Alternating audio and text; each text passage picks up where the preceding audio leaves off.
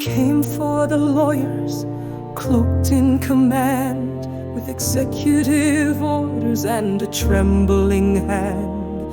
WilmerHale stood though the storm was wild, for justice, for rights, for every law-abiding child.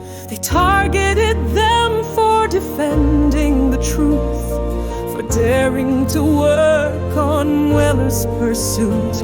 But freedom can't flourish when fear takes the wheel, and silence is bought with a backroom deal. What kind of justice lives under threat when lawyers are punished for who they represent? This isn't rule of law, this isn't just. This is a system corroding from mistrust. If power can bully the voice of defense, then democracy fails in every sense. Jenner and Block, Rose Perkins, Coy fought for the law and few dare to. Sussman Godfrey answered the call, suing the powers that threatened us all. But others knelt and sold their name. Skadden, Weiss, what a shame. 100 million won't buy back your soul when you traded the law to keep your all.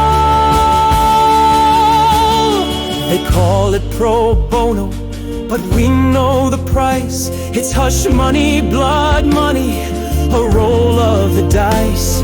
And while the cowards tally their wins, the Constitution suffers from 1,000 sins.